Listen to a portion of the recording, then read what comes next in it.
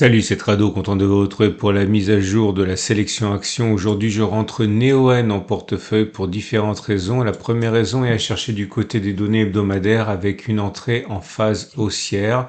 On était limité par une résistance ici qui nous maintenait en phase de base, en phase d'accumulation. Et là, comme vous pouvez le voir, depuis qu'on est passé au-dessus de cette zone qui est culminée à 31 euros, on a basculé, je l'espère, en phase 2 haussière.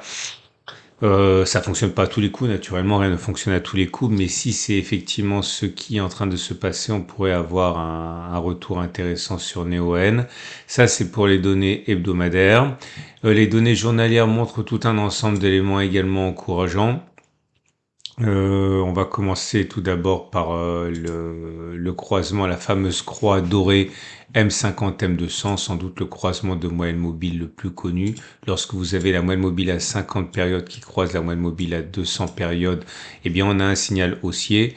Ça s'est pas produit aujourd'hui, mais j'attendais que l'on passe au-dessus de la résistance pour donner finalement une bonne raison d'acheter. Le croisement M50 M200 a eu lieu ici. Alors, comme d'habitude, je le répète, ça fonctionne pas à tous les coups. Par exemple, il faut être au-dessus des cours et avec la M50 au-dessous de la M200. Donc là, c'est pas un cas valide parce qu'on est en dessous de la M200, mais regardez les précédentes fois que cela s'est produit. Ici, on a eu une hausse assez intéressante. Là, c'était pas bon parce qu'encore une fois, on était sous les M50 et sous la M200. Mais c'est surtout cet exemple-là qui me semble vraiment être de nature à attirer l'œil. Vous voyez, sont des éléments qui sont intéressants. C'est pas le seul élément. Vous avez au niveau du MACD également, ça c'est beaucoup plus frais. Ça s'est produit sur la séance de vendredi. Vous voyez le croisement M50 M200.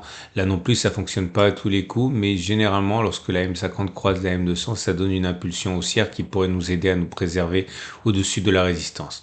Donc, ah oui, et j'oubliais, élément non négligeable, on a les volumes qui étaient également au rendez-vous sur la séance de vendredi, ce qui crédibilise ce qui s'est passé en l'occurrence, la cassure de la résistance. Bref, vous l'aurez compris, je mets Neoen en portefeuille. Comme d'habitude, je ne pense pas qu'il soit très habile d'accorder trop de place à une action quelle qu'elle soit.